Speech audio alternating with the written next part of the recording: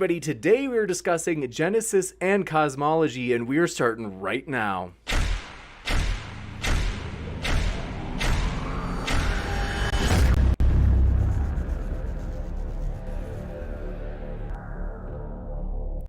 Ladies and gentlemen, thrilled to have you here for another epic discussion, as today we have two distinguished guests, two experienced debaters who I'm very excited, folks. This is what I've been waiting for a long time. And I also want to say, by the way, I'm really thankful that they've been so patient. As you guys may remember, those of you in the audience, we were hoping to have these guys on in the last couple of weeks, but only because I kept having these mental lapses. Maybe it was wishful thinking. I was just really excited. And so I would accidentally put it on the earlier date than it actually was. But now the day is finally here. So very fun, folks. Want to let you know, also, it's their first time here, which makes it special as well. And if it's your first time here, consider hitting that subscribe button, as we've got a lot more debates coming up. So, for example, it is the case that tomorrow Mark Drisdale has invited Kent Hovind on for a debate. So they will be debating for their final debate of the trilogy, their endgame debate. And also, want to let you know, folks,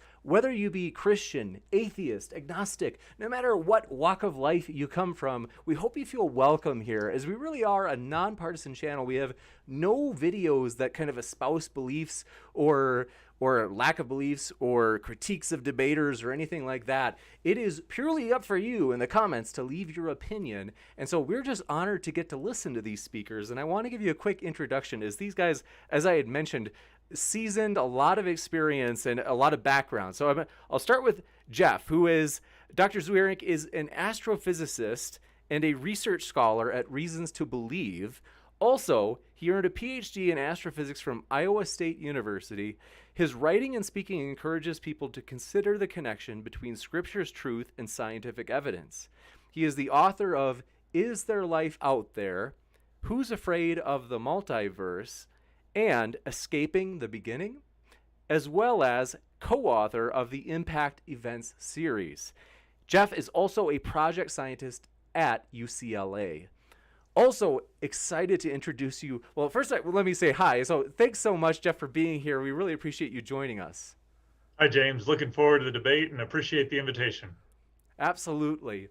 I'm now going to give everyone an introduction to Phil. So Skydive Phil, who I'm trying to remember. I remember one of our subscribers was like, you have to have Skydive Phil on. And so we were excited that Skydive Phil is a popular YouTuber who has interviewed many of the world-leading scientists, including Stephen Hawking. So including Sir Roger Penrose, Alan Guth, and many others. So many in the field and top-notch people. He is a fellow of the Royal Astronomical Society as well. And so want to say thanks so much, Phil, also for being here. Yeah, great to be on. Really looking forward to it.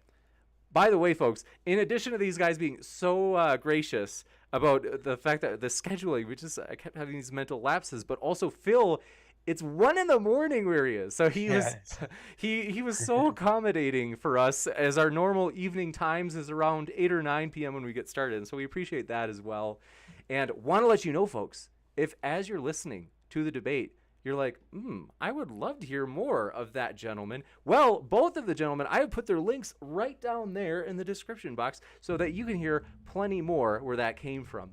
And also with that, want to let you know, if you have a question during the debate, feel free to fire your question into the live chat, as I will then pull out that question and then add it to the list for Q&A at the end. Super chats are also an option, in which case you can make a comment if you would like toward one of the speakers, and being your friendly selves as usual, you can also, if you do super chat, it will push your question or comment to the very top of the list for the Q&A. So with that, it is basically a pretty flexible conversation or debate today. Basically, 5-minute opening statements from each speaker, followed by open discussion. With that, Skydive Phil has mentioned that he's willing to go first. If that works for both of you. Sure, yeah. Fine with me. Well, then we will hand it over to Skydive Phil. So thanks for being here, folks. And again, thanks, Jeff and Skydive Phil, for being here. Okay, well, thanks a lot. I just want to start off by saying that Jeff and I have had some discussions before. We agree on a lot of things, and that's really cool. I think Jeff's incredibly honest. I think he's one of the best sort of theists in this sort of game. And we agree on a lot of things. One of the things that we agree on is that, you know, if the Bible is true, then the book of Scripture and the book of nature should say the same things. Where we disagree is that I don't think they do say the same things. I think that the Genesis is a creation myth, and it shows all the signs of being written by people that, you know, don't know the true history of the universe. So let me just start with some of the sort of what I think are the signs of that. So first off, in Genesis, it talks of primordial water. The first thing that exists is water. God moves over the face of the waters, but modern science does not think water is primordial. It also has this very parochial view of the world, I think. So in the beginning, God creates in Hebrew, it's the Hashemayim and the Haaretz. And that is really better translated, not as heavens and earth, but as land and sky. There's no mention of other solar systems, other galaxies, nothing that wouldn't have been visible to the people at the time. One of the worst offenses, I think, in Genesis is that there is a solid dome of the sky. It talks about a firmament which separates waters above, waters beneath.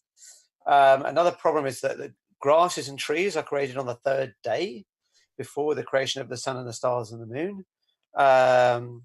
And also, this is in Genesis, but it's in Isaiah. God is above the earth. He looks down. It says he sits enthroned above the circle of the earth, and his people are like grasshoppers. Now, that only makes sense if God is, you know, sort of high up looking down. Humans are created out of dust. They didn't evolve. And also, I think there's reasons to believe that the days, the yom, they are literal days. And why do I say that? It's not just because it has the word day. That would not be enough. But it says that in the morning and the evening. It also doesn't. Why not just mention it's billions of years? I mean, why not just say the Earth formed 4.5 billion years ago? There's just no reason why it couldn't have done that. At the end, God rests. Why would an omnipotent being rest? And then the people that are created, you know, in the early days in Genesis, they live for hundreds of years. But, you know, we have dental records of early humans. They don't seem to have lived for hundreds of years. So I think, why are there all these mistakes then? You know, why is the water primordial? Why is solid dome of the sky? Why is there no evolution? Why 6 days of creation? I think the answer is, I mean, I'm sure Jeff will come up with some explanations for all this, and we'll have to look at those. But I think there's one simple explanation for all these mistakes. And that is, what Genesis really is a monotheistic retelling of the surrounding polytheistic mythologies. So if you look at the Enuma Elish, which is a much more ancient Babylonian story, we have primordial waters. We have the waters separated by a solid structure, which is stretched out. We have Marduk, one of the gods. He becomes the chief god because he's able to speak constellations into existence. And he does that on the fourth day. There are 6 days of creation in the Bible. In the Enuma Elish, there are 6 tablets describing different creation epochs. And at the end of the Enuma Elish, the gods rest. Marduk also stretches out the dead body of Tiamat to form the heavens. And the sequence of creation in the Enuma Elish is the water, land, stars, beasts, man. So it's the same as the Bible. We also have the flood stories, like the Atrahasis and the Epic of Gilgamesh, very, very similar to Noah's Ark, except the difference is in these Sumerian flood stories, the gods send the floods because the humans are not simple, but they're noisy, and the gods are looking to rest. We also have in the Sumerian myth, we have a garden called Eden, similar, you know, and there's a goddess called Ninusark who is tended by a male. The goddess tended by a male and a female, and Enki eats the forbidden fruit, and then she gets a pain in her rib, and eventually that leads to the creation of a new goddess called Ninti, which is translated as Lady of the Rib. So you get this idea of someone being born of a rib. You've got Marduk's victory over the sea god, as echoed in Yahweh's defeat of the Leviathan in Psalm 74:13. And if you look at the dynasties, the Sumerian king lists, all these kings lived for hundreds of years. So I think you just have this really simple explanation for why there's so many, at least appearing to be, errors and problems in the Genesis account. And the simple explanation is they just took it from, it's just no different to any other creation myth. Thank you very much, Phil, for that 5-minute opening statement. And we will now kick it over to Jeff. Thanks so much, Jeff, as well, for being here, and the floor is yours. So I will echo what Phil said, that we've interacted a lot, and I think there's a fair number of things we agree on, and obviously we we disagree on one of the big things, is does a God exist or not? And one of the reasons why I do think God exists is that as I look at what the Bible says, is that it seems to confirm what what I've seen in the world. And so, kind of three things that I think point to um, the legitimacy of Genesis is that that it is or is divine origin. Is that one thing to remember is that Moses is talking to the Israelite people, and I was listening to a theologian, and he made a comment that resonates a lot. Is that I tend to think of that Moses is addressing the Israelites, but we think more like Moses than his original audience did. So his original audience, as Phil mentioned, is steeped in polytheism, that creation is obeying the whims of various deities, that the creation is supposed to be worshipped. But Moses comes along and in Genesis outlines this monotheistic, that there's a God who created the universe, it's orderly, that we are, as humans, supposed to understand and rule over creation. And what's remarkable about that is that, 3,000 years later, we think more like Moses than the people Moses was talking to. That Moses did such an effective job in contextualizing that there was just this radical shift in how Christianity, or Jews and then ultimately Christianity, thought about that. And it does so, and it paints, Moses' description paints a picture of creation that allows science to grow and flourish. There's a part of that I think we often walk over, is that in Genesis there's the creation of the universe. In the beginning, God created the heavens and the earth. There's this change to the what's going on the earth, that there's this happened and this is the way it looked, and then this happened and this happened and this happened, and what happens here influences what goes on in later times. There's this, we tend to think that way in Western civilization, and because the Judeo-Christian worldview has the background, so it's something that very naturally resonates with the way we think. And I think that's a contrast to the way a lot of people in the world have thought throughout history. And so I think Genesis gets that right there. I would also argue, in contrast to what Phil's saying, that it gets the basic details of creation correct. It talks about there's a linear time, that there's this happened, this happens, this happens, that creation has a beginning. Science, at least it's a reasonable idea scientifically, that creation has a beginning. The creation is orderly and engineered, that it can be studied. You look at the description of the early earth. The earth was formless and void. Darkness was over the surface of the deep. Spirit of God was hovering over the surface of the waters. That's the way the early earth would have looked, that it gets that. And then I think there's another, kind of my third point, or third reason why, is that I think it accurately portrays the human condition. And one of the things that pervades Genesis, especially the creation accounts, is that things have a purpose, things have a meaning. Humanity is here for a purpose and a reason, not just to be subservient to the gods, but God has created us with a purpose. And we as humans live that way. And it also has this, even in the Genesis account, there's this great good that humanity can do, coupled along with this horrendous evil, that it explains the human condition well. And I think there's going to be a lot of things that we're going to probably flesh out and disagree on and maybe clarify. But I think that Genesis really does a good job of saying things and articulating things in a way that is very favorable to science flourishing. And I think it gets the basic picture right. Okay, so am I okay to come back? You bet. We'll jump right into open convo. Okay, great. Okay. So thanks for your opening presentation, Jack. I mean, when you say Genesis gets things right, I mean, let's just take all right, let's take three areas that I think we have. One is primordial water. So the first thing that we have existing is primordial water. Now that is one, it's very common in other creation myths. Mm-hmm. So in the Enuma Elish, we have a primordial water. We have primordial water in the Egyptian creation myths. We have it in Sumerian creation myths. So it's unremarkable fact, and also it's a wrong fact because we don't think water is a primordial substance. So if you think that Genesis is talking about some ultimate creation, right, then we shouldn't really be starting off with water, should we? Well, so I guess it would be a little, or just a clarification there is, Genesis 1, 2, or Genesis 1, 1, 2, and 3. In the beginning, God created the heavens and the earth. So that's a statement of, God's created the totality of creation, and it really doesn't say what he created out of. In fact, Christians would argue that the description there, along with the rest of Scripture, is that it's out of nothing. But the description, what justifies that? What justifies that it's out of nothing? that's kind of the implication of that word for creation there. That How?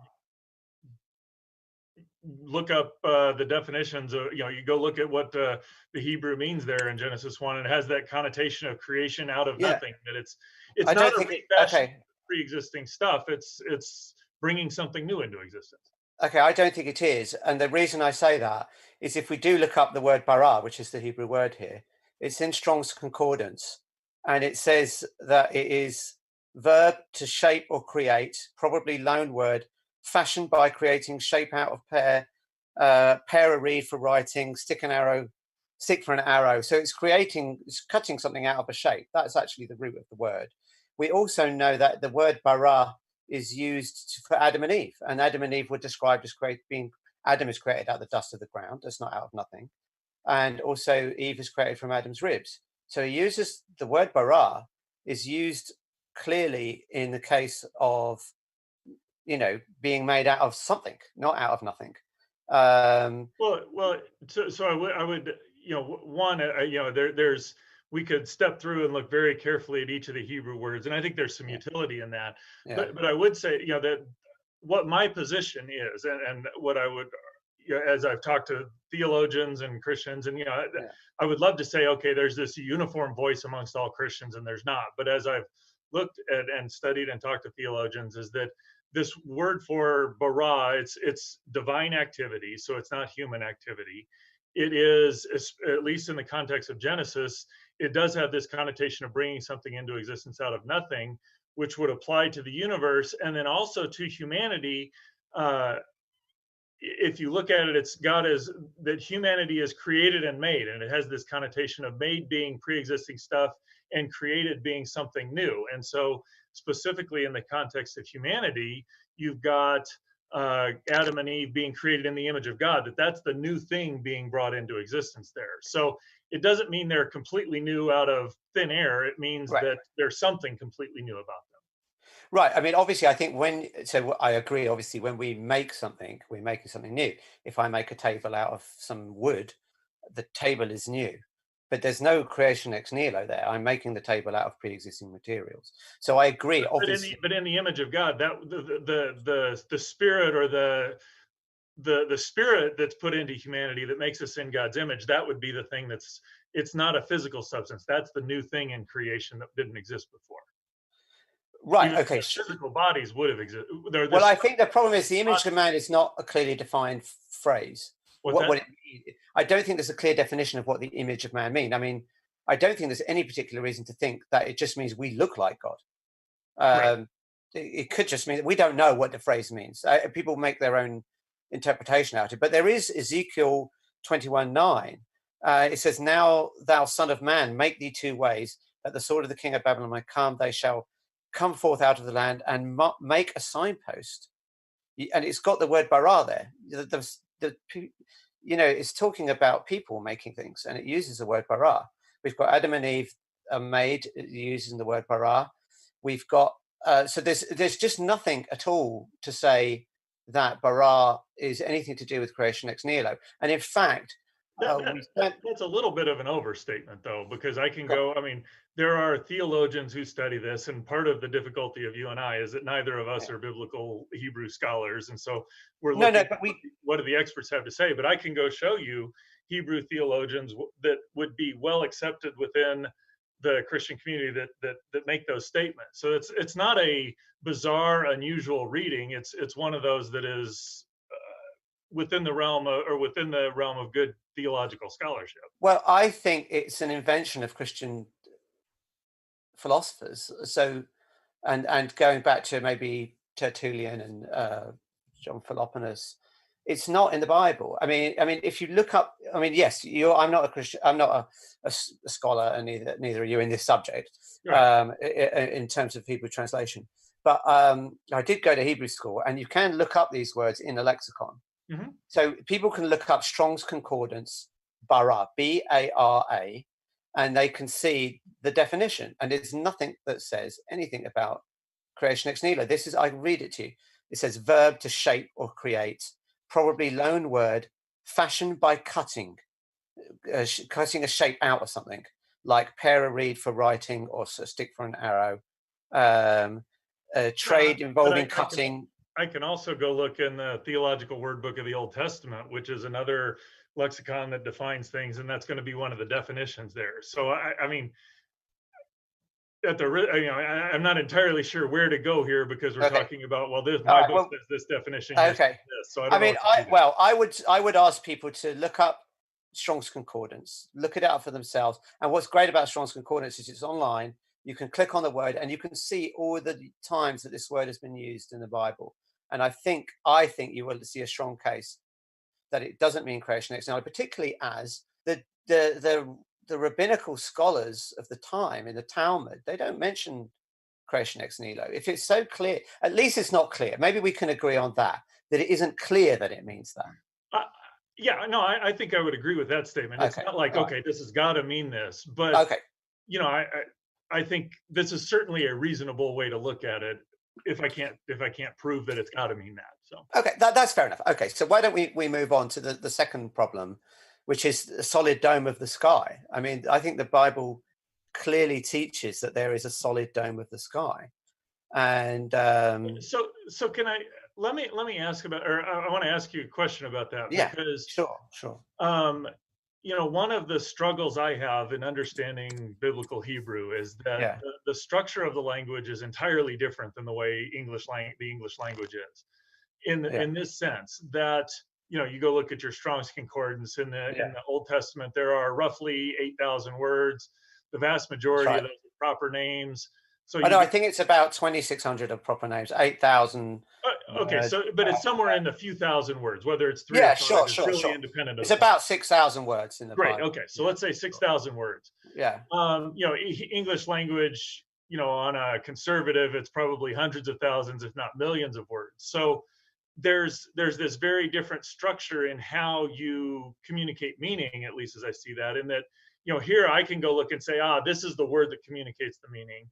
Whereas in a small vocabulary language, your usage and your structure is going to do that. Mm-hmm. And so, one thing that is true is that when you go look in Genesis 1, that there are, you talked about evening and morning. That's an unusual structure there, which says, okay, maybe there's some unusual meaning here. And so this is the difficulty I have in defining and saying, okay, this is what this has got to mean, which is kind of why I go look and say, all right, what do conservative theologians who hold to the inerrancy and authority of Scripture? Yes, I look at my class of scholars there and say, what are the range? And as long as I'm within that range, I can build something that makes sense, I guess. Okay, that's fair enough. I mean, I agree that there's a less vocabulary in Hebrew than there is in modern English. I don't think it's quite as my understanding of modern English has about 140,000 words. That's fine. I'll go with that. But, clearly you're right that it is a smaller vocabulary. Although the difficulty actually is knowing how many words are in ancient Hebrew, because the way we're defining how many words are in ancient Hebrew is in how many words are in the Bible. No, now, if you look that's a valid point. Yeah, not every English word is in that book. I looked up how many unique words are in Harry Potter, in the first Harry Potter book. It's only 4,000 words. It's actually, you wouldn't assume that English has 4,000 words so there's probably more Hebrew words. Wait, did you say 4 or 74,000? 4,000. 4,000. Okay. Unique words. I misheard you there. Yeah, unique words. Something roughly. So we can't assume that. Yeah, but point taken. But nevertheless, let me try and make a case that the firmament is a solid dome. Okay, so first off, if we go to the Jewish Encyclopedia, it says the Hebrews regarded the earth as a plain or a hill, figured like a hemisphere, swimming on water. Over this is arched the solid vault of heaven. To this vault are fastened lights, the stars. Okay, so if we look up the word in Strong's Concordance, it says that it's the vault of heaven or firmament regarded by Hebrews as solid and supporting the waters above it. You can go on Wikipedia. We'll look up the word rakia, which is the Hebrew word here. Mm-hmm. It's derived from the root raka, which means to beat or spread out thinly, i.e. the process of making a dish. by hammering thin a lump of metal. So they thought the sky was like a bowl. I mean, it looks like that. And how did they make bowls? Well, they hammered something out, and that's what they thought it was. Other cultures also had a solid vault of heaven. So in the Enuma Elish, we see also a solid vault of heaven which separates the waters.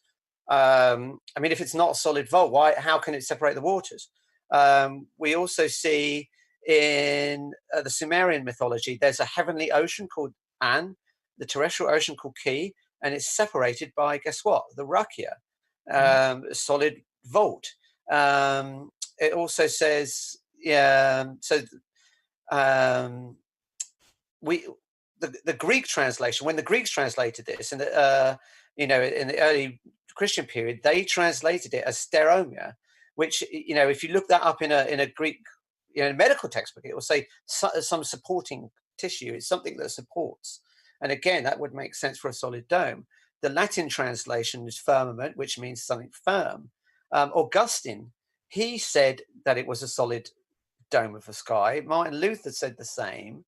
Also, there are windows in the heavens. So in Genesis 7:11, when the flood comes, the windows in the firmament open up. In Ezekiel, he talks about the color of the sky was a color of a terrible crystal stretched forth above them. We also have, just quite a little last thing. I don't want to take up too much of this time.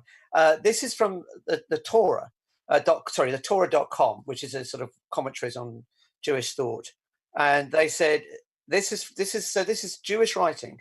The idea of the sky above us as a solid structure, and I'm quoting now, is shared by almost all pre-modern human cultures. It is best understood as a pre-scientific mind attempting to make sense of what they see above them. This is what I see offering as intuitive, though factually incorrect account. The sky is blue because it is full of water, like the sea. Water doesn't fall on us because something is holding it up, and that something is transparent. Since we can see the blue hue of the liquid above it, behind it, the barriers are dome-shaped since we see the heavens above, carving the horizon, meeting the flat earth. I'll just move on a little bit to the rabbinical commentaries. The Talmud, for example. Now, for those that don't know the Talmud, that is a bunch of writings by famous rabbis at a very early period. The Talmud, for example, records varying opinions about the thickness of what is clearly a solid firmament, from the seven-layer firmament of Rosh Lakish to the two firmaments of Rosh Judah, from the finger-width firmament of Rosh Joshua, and so on and so forth. So there's a lot of reasons to think this is a solid sky. Is kind of what I'm trying to say. Well, I don't dispute that there are legitimate reasons for looking at that. And again, my question would be in there, given that the primary function of Genesis 1 is to reveal who God is and how the Israelites relate to him. The fact, it's not primarily what does the sky look like? It's primarily, there are polemics against Egyptian ideas littered throughout Genesis 1. And so the primary function there is who is God and how do we relate to him? The fact that people get wrong, and in looking at the word, the interpretations have gotten wrong or gotten a wrong idea about what is true, doesn't mean that that's what the words meant, for one.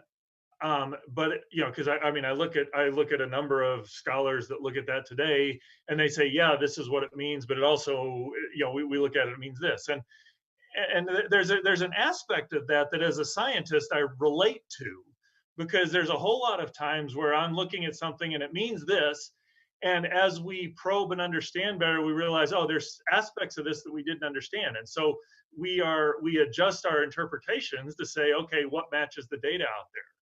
And so, I'm not, if you want me to defend a position that the Bible has been incredibly clear on all these details, and this is a sign where they've gotten it wrong, I think it's not surprising to me that people have gotten something like this wrong, because, you go to the New Testament and they got what the Messiah was supposed to look like completely wrong, having studied the Old Testament. So to me, it's not surprising that many people even well-motivated people will get some of these details incorrect.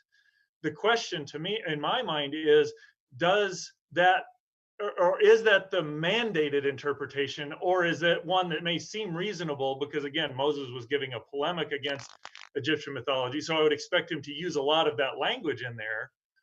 or was he saying it in a way that left room for something more expansive? And I think it's the latter. But again, that's a scientist looking at that, not a Hebrew theologian. Right, but let's just go as a scientist. I mean, what we shouldn't do is try and fit things where they don't fit. Like, we shouldn't keep modifying our theories to fit the data. At some point we have to say the theory was wrong, right? Correct, but you do that because you've run up against something where there's a genuine conflict. Almost every person I've dealt with that has some theory that they like, when the new data comes out, they ask, can I reasonably accommodate that new data within my theory, even though it looks, and so the question of where do you do that and it's definitively wrong is not as clean cut as it's often. Well, I agree. So, I mean, I think, would we agree on the question of parsimony? We should try and have a parsimonious explanation as possible, right? Yeah, I would think so. Yeah. Okay. So again, that's an unusual, or what that means exactly. Sure. I mean, so I say that because I mean, I've watched Max Tegmark debate people about the multiverse, and he would argue that you'd like the most parsimonious or the simplest, and his version of simple is mathematically described simply, whereas other people say simple is fewest number of element. So sure. I mean, there can be ambiguities about what we exactly. mean. That was my parsimony. So I agree. But but I just think that the most parsimonious explanation of this text is that they believed in a solid dome of the sky. Why is that most parsimonious? Because it's described in every other culture. It's even if you it's also described in the Bible as this firmament is separating the waters, and there are doors that open up that let the water in. It's the root of the word rakia means to beat something a solid a dish out. So everything. And also we have all the early rabbinical commentaries all agreed it was solid. We also have all the scientists of the time. I mean, look at the models developed by Ptolemy, Aristotle, and so on. They had solid, the stars were embedded in solid crystal spheres. And in fact, even Copernicus thought that well, he got rid of the spheres that the planets moved on, Galileo, but they actually believed there was a solid sphere that the stars were on. So everyone believed it. The language implies it. The context implies it because it's separating the waters. So to me, how can it not be that is the most parsimonious explanation, that they really believed it was a solid dome? No, I would agree. I mean, like I said, I agree with your assertion that most people thought it was a solid dome. Right. Okay. There's, I guess the picture I have of this description, and this is where I think maybe a fundamental guiding principle of how we look at this may be a little different, is that my contention is that if God is the inspiration for Scripture and the author of creation, that when I look at them, they're going to agree. Now, that's caveated, or with this big caveat that I may not have the data to figure out how to navigate all of that, and so some things I will, some things I won't. Right. So in looking at that, given that, so I'm going to look at, okay, literarily, how would I analyze this? That there's a purpose behind the document, and is it achieving that purpose? And is the point I'm looking at in terms of the scientific, is that central to the purpose, or is it somewhat peripheral? And given that it's a polemic against Egyptian cosmologies and maybe even other pagan cosmologies, the idea that it uses a bunch of the language doesn't surprise me. So the similarities kind of make sense. And I guess I honestly, I'll have to look a little deeper. I don't know how seriously this idea that it's a dome plays into the polemic against. But it sounds to me, or my suspicion is, that it's kind of like, what I would do if I were teaching a class of 6th or 4th graders math. I'm going to go in there and I'm going to say, you don't divide by 0. Actually, I wouldn't say it that way, because that's wrong. You can't say you can't divide by 0. I say you can't divide by 0 unless you know how, and you don't know how. So, so I'm going to. They're going to most of them, every one of them is going to think, oh, that means you can't divide by 0. But that doesn't mean you can't. just means that you have to learn how to do it. And so that's kind of the picture I have there. And I'm wondering, again, I would, you brought up some specific details that I just haven't investigated.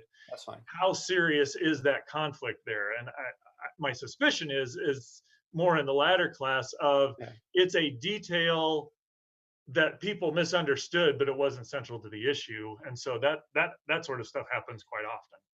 Right. So I take your point that you've got to see how to fit it and so on. But let me ask you a question. What would it take for you? You say that the nature and scripture must agree. And so we both agree on that, right? Right. So the question is, what would it take for you to read something in scripture and say, that does not agree with science? This is wrong. So this is going to sound very weaselly, and I'll just announce that up front. But it sounds weaselly, but it's the way I operate throughout all of the studies that I do, my scientific studies as well, is that what I would have to do is find something where this means this, and it's genuinely in conflict, because I've just found a lot of places where things appeared to be in conflict. And what that meant was I just misunderstood things. And why I make that comment that way is, I know Richard Feynman, he loved to deal with perpetual motion machines. Everybody would say, okay, we got a perpetual motion thing. And so everybody would send him in, and often he may not even recognize where the problem was. And so it looks like, oh, I've got something that's a perpetual motion machine. You say you can't have, therefore it's wrong. Right. But he was kind of guided by okay, there's this bigger principle that energy must be conserved, therefore you can't make perpetual motion machines. So if you ask him what would show you that this is wrong, it was like, I'd have to see a genuine conflict. The fact that he may not understand some of them doesn't mean there's a genuine conflict. And so, if it came down that, things that would say, okay, Christianity is just flat out wrong. If it was shown that Jesus didn't raise from the dead, that would flat out show Christianity was wrong. There's no way to kind of weasel around but there's no way to show that, is there? I mean, that's part of the challenge. That's with impossible. This is there's not definitive answers to a lot of these things. Right. But so, all right, let's just part of the struggle. Let's just see if we agree on something then. Suppose hypothetically that we agreed that Genesis did describe a literal solid dome of the sky that held up waters, and the waters come down when the doors of the sky open up. Suppose we had good reasons to think that were literal, hypothetically. Okay. Would you then say that this is wrong, that this can't be authored by God? So you're asking me to make a definitive statement. No, I'm just saying hypothetically. So I'm just trying to think carefully to make sure I don't say something that I think's wrong later. That's totally okay. Yeah. I could definitively say that would be a major stumbling blocks to accepting the truth of Christianity, or the truth of the Bible. Fair enough. Yeah. Okay, that's fair enough. Why don't we move on to another one then? So I mean, why not ask you the question? You were saying, well, Moses was talking in the language of the people of the time, but I don't see why he couldn't have said. I mean, if we're expecting these remarkable concurrences between the book of nature and the book of scripture, why couldn't they have just said the earth was created 4.5 billion years ago? I mean, why not say it? Because, well, I mean, so I've given enough talks to know that I am always wrestling with this. How much detail do I put in? Yeah. And there's a point to where the detail gets in the detail, even though technically correct, gets in the way of the message. Yeah. And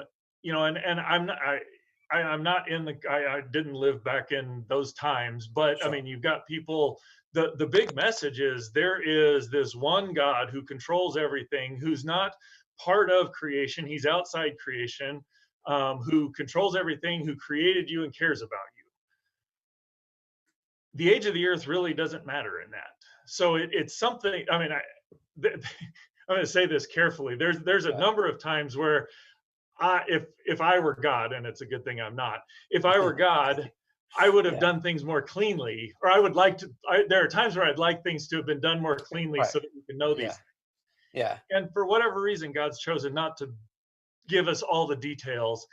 And some of that is fun. And I know you see that because you work in scientific theories, and there's times where it's like, oh, I wish we could have this piece of data that would do this. And sometimes it is, sometimes it's not. And quite honestly, sometimes theories go out of favor because the people who believe them died and a new group of people.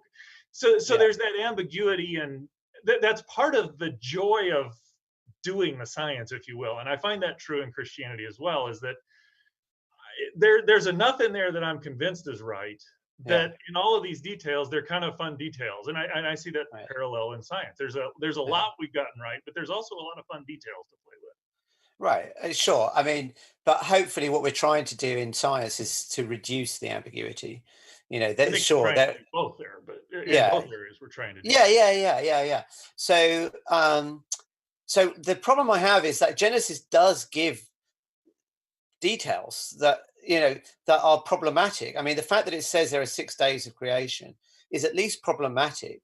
I mean, we do know that there are people today, and you've debated them, who think they are literal days, right? And had it not said that, then that problem wouldn't be around. And I don't see what it adds to say that.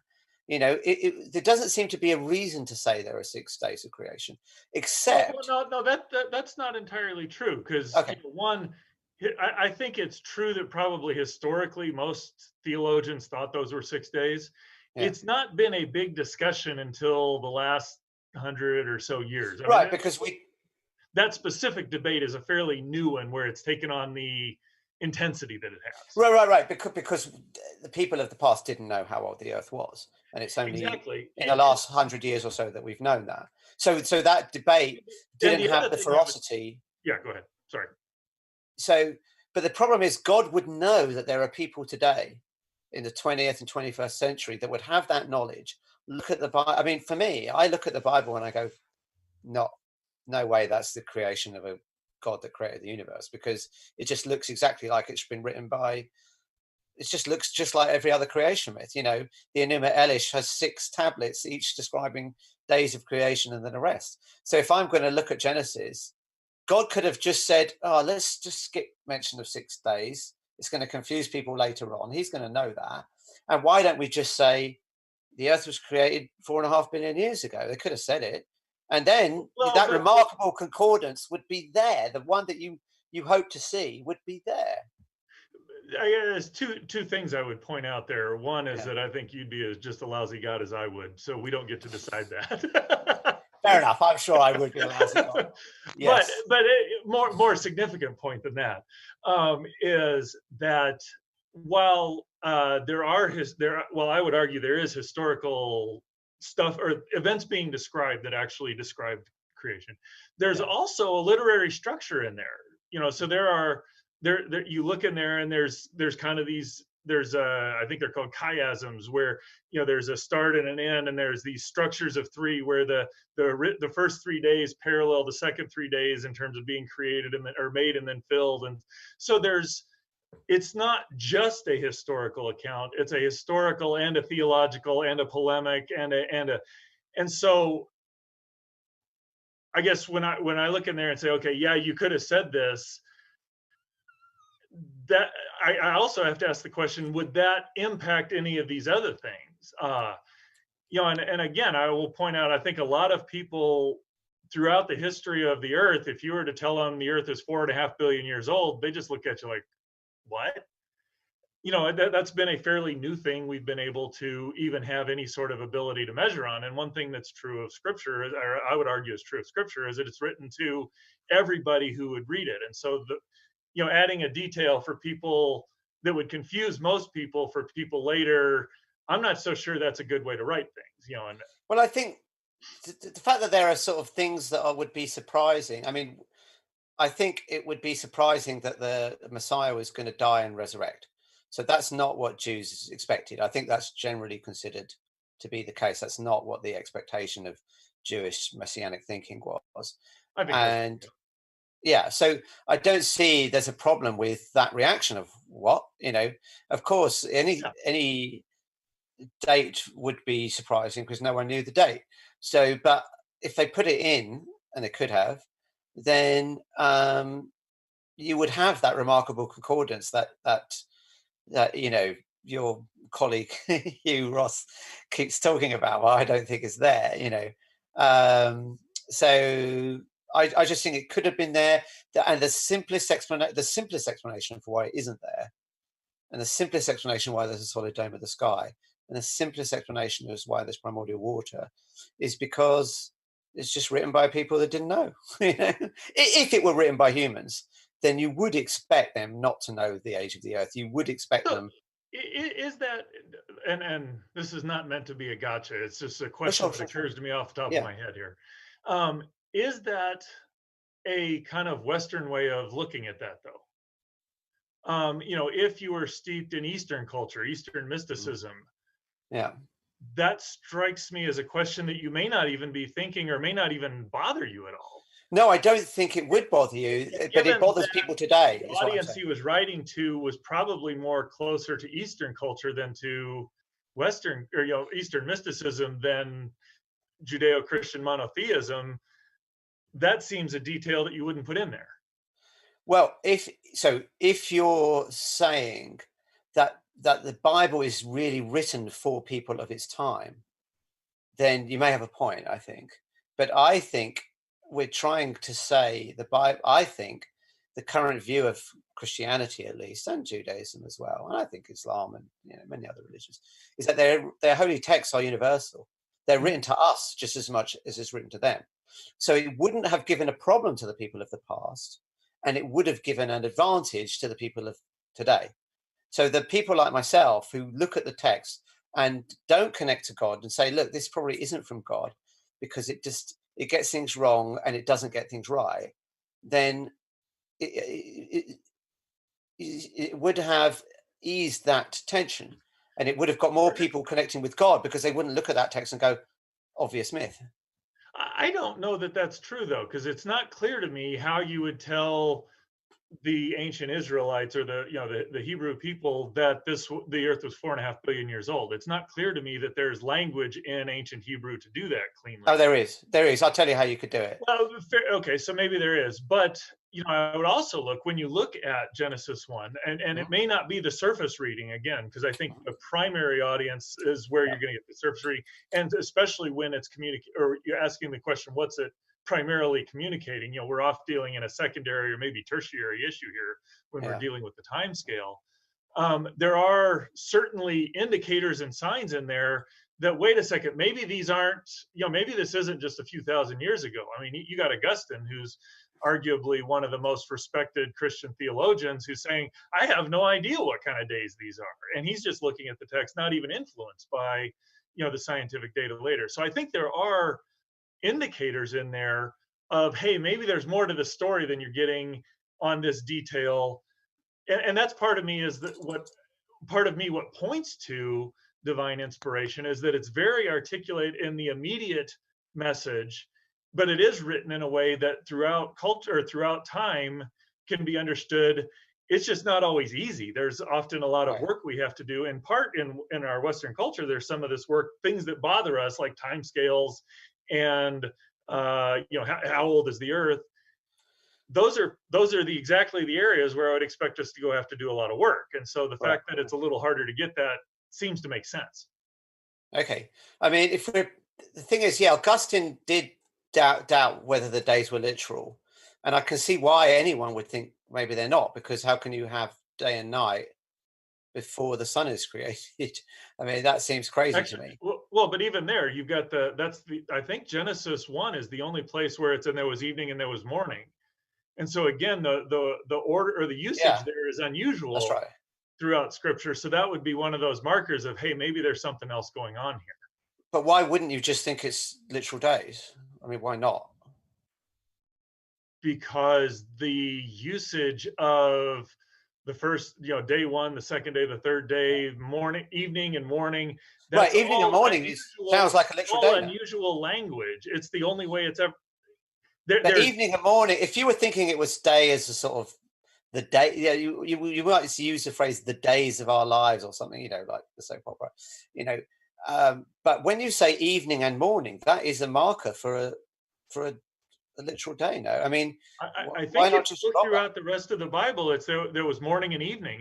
Like I said, it's the unusual usage in a small vocabulary language. Right. Unusual usage communicates meaning. That would be the marker that there's something more going on there. So I don't think it's just obvious that, oh, this is a normal day. I think that's what Augustine's getting at there, is that when he looks at the text, he sees there's something very unusual about these. So maybe they're not just Well, I normal. think he just deduced that there was a problem from just looking at the sun being in the sky. I mean, I don't know. Obviously, I can't read Augustine's mind, but and I'm not an Augustine scholar. So, but interestingly, of course, Augustine never doubted a solid dome of the sky. So, if we're going to appeal to Augustine, we have to do it fairly. So, Oh, you're right. Well, yeah, and no, you actually make a good. I appreciate the point. It's yeah, there's a lot of data that comes into what's the way do we look at yeah, that? How do we figure out whether this is good, bad, or other? And right. Let there's me a just lot of difficult stuff to deal with. Yeah, okay. Let me just pull up one more problem, and then maybe we should move off the sort of problems of Genesis and go into more general things, if that's what you want to, whatever you want to do. But Actually, we uh, should see what James wants to do. okay, yeah. But all right, let me just have this one last thing. The order of creation does not look correct. I mean, you've got the sea, this primordial ocean, then you have the creation of the earth. You have plants and trees, and then the sun and the stars and the moon are on day 4. That is very odd to us. We don't think the stars are younger than the earth. We think the Right. stars are older than the earth. So it seems to me that is, but yet it is in the Enuma Elish, that order. So if the creation story in Genesis was given to us by God, I would expect the order to be right. If it was copied from the Enuma Elish, I would expect it to have the same error as in the Enuma Elish, and sure enough, it does. But I think again, when we start to look at the details there, I think that error may not be as pronounced, and I don't even think it's an error, because Right. again, if I were coming at it from a kind of a scientific mindset, if I'm addressing whether the science is right, in the Mhm. beginning God created the heavens and the earth. That Yeah. you look there, that's the everything that the heavens and the earth, the totality of creation. Then you now have the frame of reference being on the surface of the earth. The earth was formless, void, darkness was over the surface of the deep, Spirit of God was hovering over the surface of the waters. So in that view, the sun's there, surface of the earth is dark because something's preventing the sun from getting there. This is how I would look at it as a scientist and say, okay, what's going on here? So you've got formless and void, which has this connotation of hostile to life. It's dark, water's covering the earth. That matches scientifically our description of the early earth. There's going to be darkness, there's going to be clouds covering the earth, it's going to be covered in water, there's not going to be any structure because the land forms from later purposes. And so the reason why I mention that is because you now go to day 4 and it says, let there be lights in the sky. Or, I'm actually missing the exact language. Let there be lights in the sky, the greater light to govern night, the lesser light to govern, or the greater light to govern the day, the lesser light to govern the night. Yeah, that's about right. That word is not created. It's let there be. So Well, the word. Okay, so we have 2 words: yas, which means to make, right? And then we have ra, which means to appear.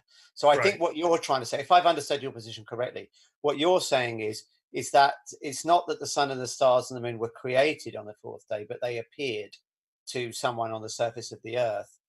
Yeah, On that day, right? and the Is that what you're pointer to saying? that is that the reason Yeah. why they're now made is they're for signs and seasons and days and years. So the creatures and ultimately the people who need to see them are now going to be able to see them. That's what that would be my contention. Right. Okay. So let me try and offer a critique for that then, because what I would say is that first of all, it doesn't really make sense to have the point of view change, because we're talking the only being that exists at this point on day 4 is God, and he's supposed to be omnipresent. So why would the perspective change? Second off, the language. So yas is the Hebrew word that means to make, and ra means to appear. Now that we do have the word to appear in Genesis, but Mhm. it's in Genesis 1:9, and it's the dry land that appears. So Mhm. if it were the sun and the stars and the moon that were appearing, then why not use the word ra? But instead, it doesn't do that, and it could have It easily does done that. both It though, could but have done that. it does let them appear, and it's it No, articulates. it doesn't. Why let them No, appear? I'm It's almost only positive. Genesis 14 and 1:9. 10 and 16 it says, and God made the sun, and God made the. Sorry, just without having it on my Yeah, sure. passage, I don't have memorized word for word. So Yeah. it says, "Let there be lights. Let there be lights Right. in the sky," and then it says, "And God made the sun and moon and the stars." Also, Right. But that's where it says "let there appear" is for the dry land. It's the only time in Genesis where it uses that Hebrew word "ra," which is Hebrew concordance, Strong's concordance word number 7200. People can look this up. okay. And then the other word is "to make," word number 6213. And so it doesn't. So then what it specifically is the term there in Genesis 1:14, because I'm always positive it's 16 where it says, "And God made the sun, moon, and stars," but there's a different term. It's like, "Let there be lights in the sky," which is it is. the same thing as "let there be," or "let there." So light why I on asked day two. why I asked is the word, and that's used like 3 times. One is to make light. One is to make the lights, and so when at the beginning, let there be Right. light. Right. So presumably, you think God. Are you saying God created? Would you agree that is saying God created light? No, I don't think that's God You don't created light, agree. because Okay, if it fine. was God created, it would be bara. So in the beginning, God created the heavens and the earth. On the surface of the earth, it's Right, dark, but it's to formless, make void, and the now it's word let is there be lights in this. Let there be light, which is yeah. the light from the sun is now penetrating to the surface of the earth. So it's something going on in the atmosphere. Right, but if it were that, I mean, so the word here, "why means to make." That's the translation given. And so to me, that's the same as bara, it's just create. I mean, they're just, if I say the word I created something or I made something, they're different words, but they mean the same thing as far as But I'm that's concerned. true in English. That's not true in Hebrew. It is true in Hebrew. You can look No, it up. that's if you've got a small vocabulary. I mean, Well, look, I there may mean, be people can places look it where up. that's Yeah. done, but that's not universally true. That What can't I be. would say, no, it's not universally true, but in this case, it is true. So, Why in this case and not other cases? Because if because people can look up. why didn't it just use bara if it means the same thing as Genesis 1:1? Well, it's like if you said to me, why did you use the word create there rather than make? Didn't you create that table? I just said I made it. You But wouldn't. that's a very What's the big English deal? way of talking about it. I don't But know that it's that true in applies. Hebrew as well. It's true in Hebrew as well. You can have different words that effectively mean the same thing. But what I would suggest. But I will say this in the Yeah, Hebrew, yeah, words have multiple meanings for things. So I mean, Yom. We talked about day earlier. You've got Yom being on the first creation or the first day of creation, the daylight portion of the day. That's Yom. yeah, You've got and there was evening and there was morning the first day. You've got let it on day 4, for signs and seasons and days and years. So there's a 24-hour day there, and then you've got 2:4 referring back to the entire creation week. So you've got the same word that has multiple meanings. So even if it did use bara in Genesis 1:1 and 1:3, that doesn't mean it's got the same meaning. And so that to me, no, you have to if look at the it's using an context. entirely different word, it's almost certainly a different meaning. Right, I agree. You have to look at the context, of course. I Okay. think we would Yeah. both agree on that, of We're course. back to this discussion. So. But the question is, what is the context, right? So that's where we delve in. And I think in this case, if it were the case that it meant the sun and the stars to appear, then it could have just used the word appear. And the fact that it didn't speaks against that. And also, they have the word for cloud, they have the word for mist, so it could have described that easily, and it didn't. It did, and it's using this. I think in John 1, where it says in the beginning was the logos, and that I think could be translated as the word. It's talking about the fact is what's the theme to me, and that's what I was taught in Hebrew school, is that God is literally speaking things into existence. That he says something and they appear. This is what happens for Marduk in the Enuma Elish. That's why he's elected the chief of the gods. It's because he can say things into existence. And why did that? Where does that come from? Because people believed in incantations, that you could say certain spell. I mean, we get this in Harry Potter now. You say a spell and something happens. And this was the ancient view. So I think they had a view then that God could speak things into existence. And that's why it says, let there be light. He spoke something into existence. Let there be lights in the sky. He's speaking the sun and the moon and the stars into existence. and had it meant appeared out of the cloud, then it could have just said it. It could easily have said it, and it's got the word right there in Genesis 1:9, but they don't use it. I guess I wouldn't argue. I mean, I think what you've laid out is a reasonable way to look at it. I just don't think I'm mandated to do that. And in fact, as I've read various scholars, their position is no. There's God created everything in the beginning. There's something. It's an appearing. Or let there be lights in the let there be light. Let there be lights in the sky. That's a. It's perfectly consistent with you're on the surface of the earth. There's something going on that now allows the light from the sun to penetrate down to the surface of the earth. So, have you ever seen a single? It doesn't. Because your original contention was the sun and the moon and the stars come after the earth is formed and after the plants. That's not that the Genesis text doesn't mandate that. And so if it doesn't mandate that, I'm not going to. I can make anything sound absurd. Even I go take my favorite scientific theory. I can make it sound absurd depending on how I say it. Part of my job as a scientist is how to look and say, okay, does this match up? Is there a way to do that? And does it make sense? And I think does it match up? And can I do that? The answer is yes. The question we're discussing, and I think we disagree on, is does that make sense? You would say, no, that seems contrived. You're forcing things. I'm saying, no, it seems to fit. So. Well, I guess we'll have to let the audience decide. One thing I would suggest for the audience is go on Strong's Concordance, look these words up. And what's really wonderful about it is it gives you definitions, and you can click on the word and you can see all the other times it's been used and what context it's been used. So you can decide between myself and Jeff who has the more reasonable. I would agree with what you're saying. I would just say, I would say, if you're going to get to that, you actually have to do a little bit more extensive research than Strong's Concordance. No, sure. But that's something you can do. It's kind of like saying, well, go to Wikipedia, you get the answers. Yeah. Start, but there's more to do there. So no, of course, I'm not saying only do that, but that's something that is easily done. No, I mean, I would. That's a great place to start. So. Yeah, it's a good place to start. So, and I would suggest the thing is, I've never heard a single rabbinical commentary on Genesis say that the sun and the stars and the moon appeared out of a cloud enveloping the earth. That I've never heard that, and I don't think anyone that reads the Hebrew would ever think that. I've just okay, so that would be again, I'm not extensively read, and I'm not a Hebrew scholar, and part of my reticence to get into that is, or reluctance to get into that, is that I have people who have gone in and studied Hebrew, and it's really challenging to get sufficient to where you're not having to listen to what somebody else has to say. And so that's fair enough. That's fair enough. Yeah. Okay. I mean, look, I've been driving the conversation too much here, Jeff. We've got about 25 minutes left. Why don't you drive things a bit? Well, we've actually covered a lot of things. I mean, what would be your response? I know you're arguing that there's similarities between the Enuma Elish and various things. Yeah. The Gilgamesh epic. There's various similarities.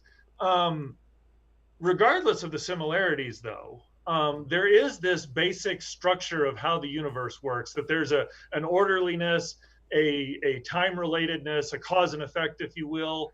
And particularly a cause and effect where creation is following how God's designed it, as opposed to creation is behaving a certain way based on the whims of gods. That's kind of the natural sense of what's being read there in Genesis. That, regardless of whether other creation myths get that or not, do you agree that sort of description matches kind of the way the universe needs to be, or the world needs to be, for science to work? I mean, I think that in I don't know about in Genesis, there's a passage where it talks about the ordinances of the heavens and the earth. Is that what you're referring to? I guess specifically what I'm kind of sticking in Genesis is, you read Genesis and it's, in the beginning, the way I would characterize it, in the beginning, here's some initial conditions, and then this happened, and this happened, and this happened, and this happened. Yeah. But how is that different to any other creation myth? What's that? I don't see how that's different to any other. Yeah, it certainly gives a narrative. God created this, then he created that, then he created this. So, yeah, there's a narrative there. But I don't see how that's different to other creation myths. I mean, if you look at the Kiowa Apache creation myth, it's very interesting. It says in the beginning there was nothing, It's the only creation myth I know that actually says explicitly there was nothing. Like the Bible doesn't say that. Then it says there was darkness and there was light, and then and it talks about things being brought into existence. The earth is a small ball that the creator God kicks, and it gets bigger and bigger and bigger. And I can say, God, that's so much like how the earth formed, because we think the earth formed by accretion, little pebbles coming together. And so I just don't see what the difference is supposed to be between the Genesis. Let me ask my question a little differently, because I'm not so much looking at the details of the creation. Yeah.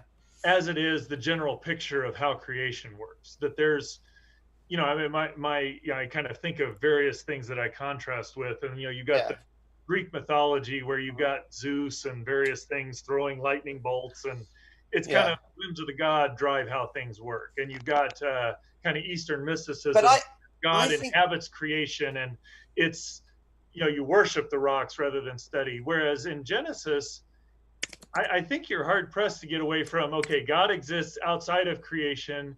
He's over creation. There's an orderliness and a purpose, or a purposefulness to it. And humanity plays a role, or plays an important role in there, not just a subservient role. And that we're supposed to go out and rule over and subdue. That it seems to have a lot of the necessary preconditions for science to work in the way it's described there. And that seems to be what flows out of the creation account, as opposed to being, it's not like I'm reading that in. I mean, I think the first people that I know of in history that really are saying we should look for natural explanation for things, that there are regular laws of nature, that's unambiguously saying that, is the Miletus school of Thales in about 580 BC, which is roughly actually the same time that Genesis is thought to have been written. A lot of people think that it was written during the Babylonian exile, about the same time. I think in Genesis we do have that. So the most scholars, biblical scholars I know would put it in the Exodus, which would have been 1,300 years ago. So that would predate that. We can dispute over. Yeah, I would dispute that. I don't think that's right. You can't. That can't possibly be right, Jeff, because there are no. Well, I wouldn't say it can't possibly be right. The archaeological evidence is against it. The very earliest form of any Hebrew script is about 10th century BC. There's just nothing before that in any Hebrew script. So the idea that you have this whole Bible written, 300 years before the very first fragment of any Hebrew script, I don't think that's reasonable. I think the most reasonable thing is it's written. I mean, people can look this up for themselves. We won't have time to go into this, but I think that it's much more reasonable that it was written around 600 BC. I mean, no one knows, of course, nobody knows, right? But if you got Moses writing it, it needs to be during. Well, most scholars wouldn't think that Moses did write it, because. Well, but that's given. Well, I think if Moses isn't the author, that poses other bigger problems to the legitimacy of Scripture, anyways. Right. Well, the reason why Moses is not considered the author, well, there's a couple of reasons. I mean, let's just think of two. One is that if you look at, let's say Genesis, let's stick with Genesis. If you look at Genesis 1 and then Genesis 2, it's weird because they're telling the same story, but there's like two versions of the story. Now, what's interesting? So there are many cases of this in the Bible. Scholars call them doublets, where you tell exactly the same story differently. So Genesis 1 and Genesis 2 are telling the same story but differently. Now, what's interesting is that if you look at the language used and some of the word usage, the one version always, for example, most scholars say that there's the J author and the E author. So J, because they use Yahweh to describe God, whereas in Genesis 2 they use Elohim. They never use Yahweh. So it looks like there's two authors there. I mean, there are many different things like that where it looks like there's two authors, not one author. And also Moses dies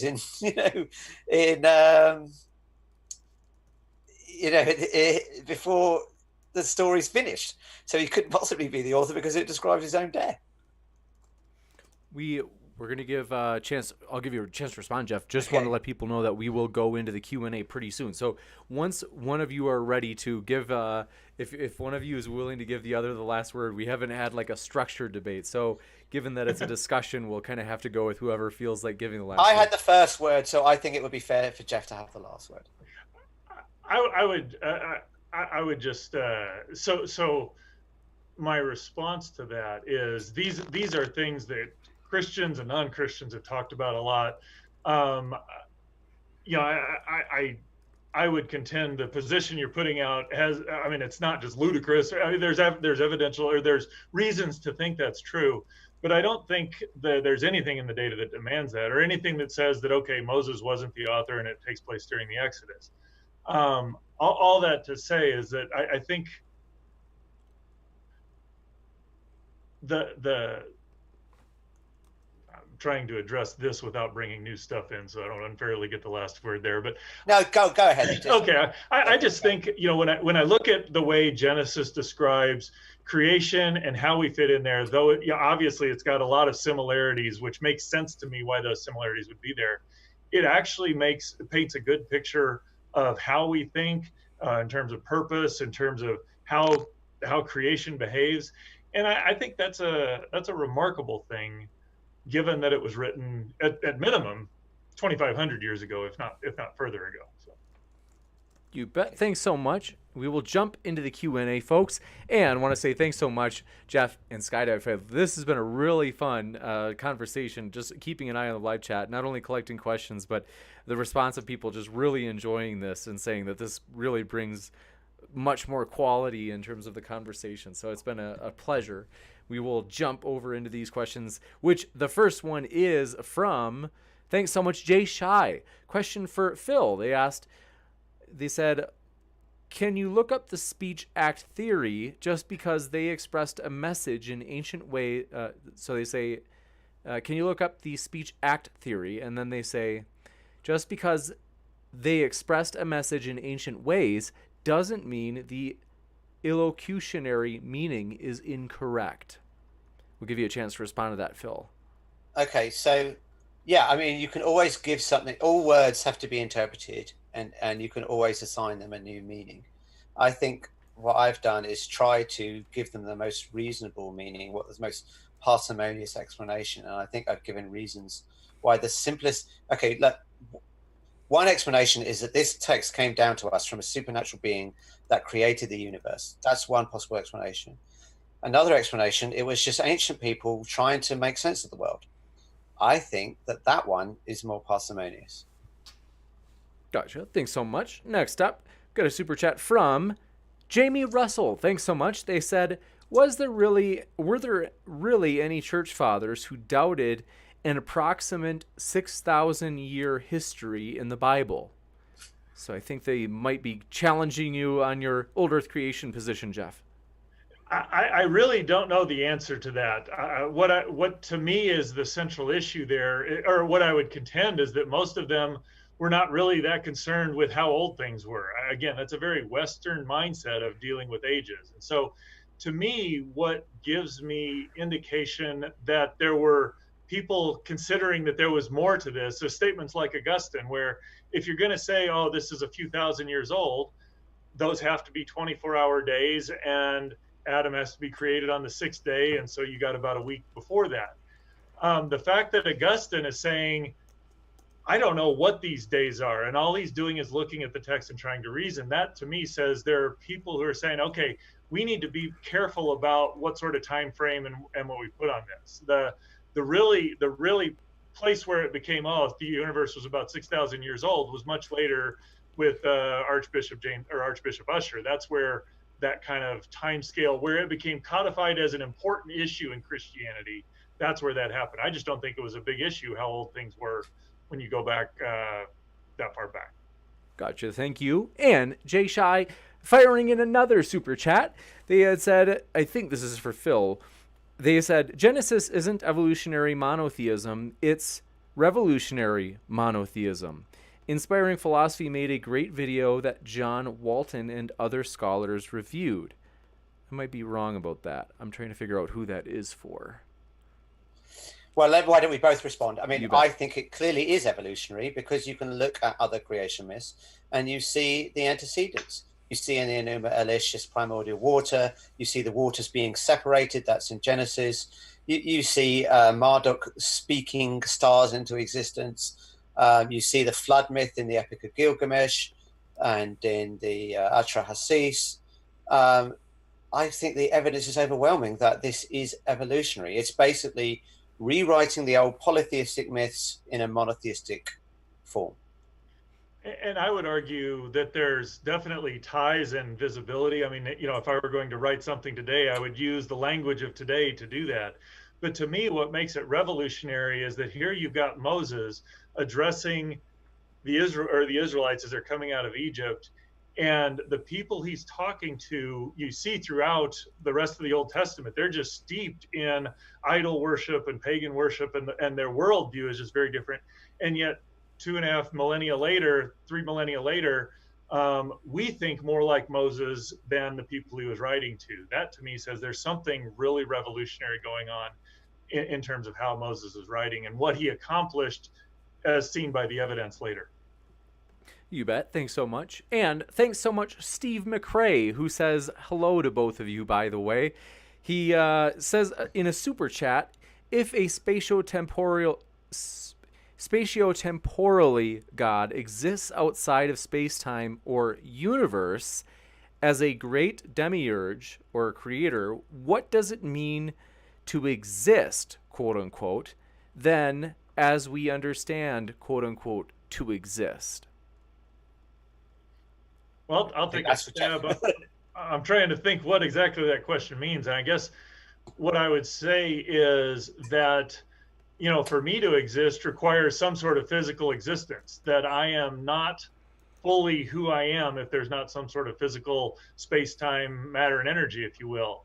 That does not apply to God. So in that sense, space and time are a limitation, not a ultimate way of being. And the fact that me being a space-time being is going to inherently put limitations in my ability to conceive what existence means outside of that. So I think it's an interesting question that has a lot of different things, or a lot of different areas to explore. But if it's a way of saying, well, what does existence mean, or, you know, could God really exist if space and time don't exist? I think that's overstepping or not recognizing the limitations we can put on existence because we're confined to space and time.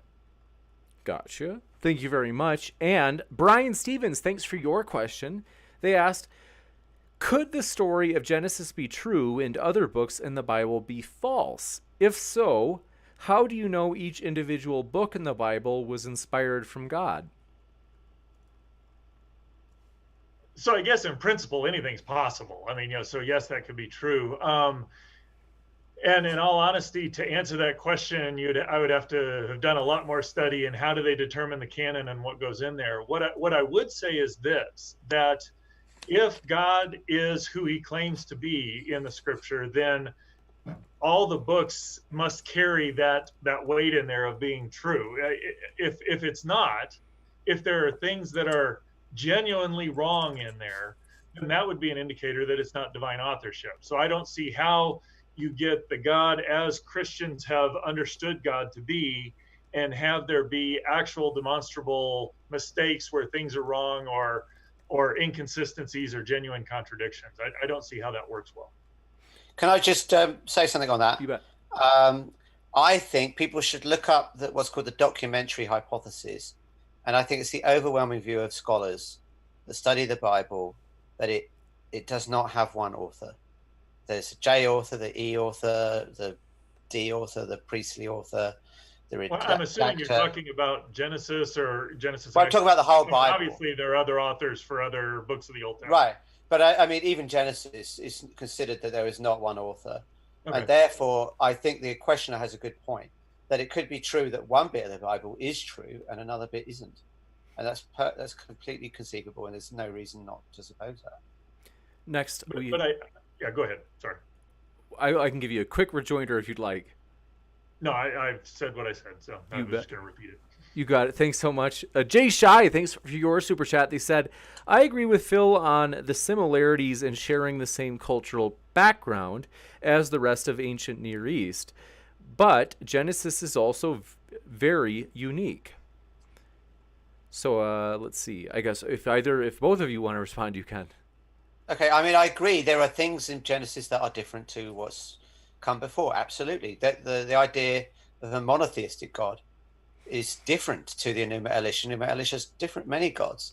So I agree. There are things that are unique to the Bible, but that doesn't mean that it doesn't borrow heavily. I mean, it clearly does. And so, yeah, my whole thesis is that it's a monotheistic version of an old polytheistic myth. And so there's no reason for there not to be some things which are unique and other things which are borrowed. You got it. And I mean, I would just say that, when I have gone and read the Enuma Elish and read through Genesis, and they do appear very different. I mean, obviously, there are similarities, and we've agreed on those, but I do think they fundamentally have a different tenor about them. That I just think that there is a distinction there that transcends or is much larger than the similarities. Gotcha. Thanks so much. Next up, we have a question from The Stolen Earth. They asked, for Dr. Zwirink, how did mankind make it as far as the Moses epic if everything they were doing up until then was wrong and needed a quote-unquote revision? I'm not entirely sure what that question means. I guess what I would say is, God, if the story is God's created Adam and Eve, they fell, that set in play a path that God had ordained before time, that Jesus was going to come, die on the cross, redeem us from our sin, and adopt us into eternity with Him. So there were different ways that has got it, or that there's a process by which all of that is revealed. And before the Mosaic Law, that there was just there was a way that was revealed. There's the Abrahamic covenant, then there's the Mosaic covenant, the Noahic covenant, and then ultimately the new covenant in Christ's birth or Christ coming. So the idea that there's being revealed over time and an expanding or an elaboration of the story, that's what I would expect there. Gotcha. Thanks so much. Next up, we have another question. This one's from Iron Charioteer. They said, Dr. Zwirink, if he believes the Sumerian and Akkadian cultures existed, because he never addressed Phil's questions regarding them. So yeah, I do think they existed. I don't know that I ever the idea that they exist doesn't or bother. I thought I did address that.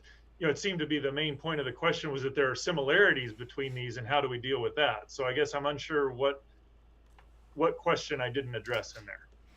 You got it. I'm not sure either. We'll keep an eye on the live chat if they want to bring that up again.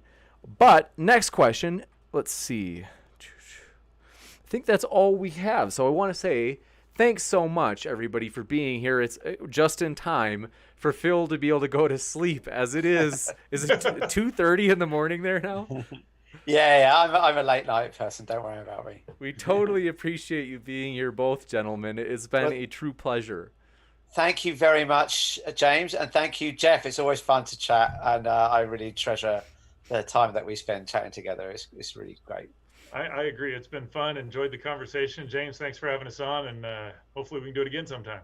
Absolutely. Right. And so Thanks, everybody. Want to remind everybody out there that's watching, if you've enjoyed what these gentlemen have been saying tonight, good news. Both of their links I have put down in the description box. So that way you can click on those links and hear plenty more where that came from. So thanks so much, folks. Keep sifting out the reasonable from the unreasonable.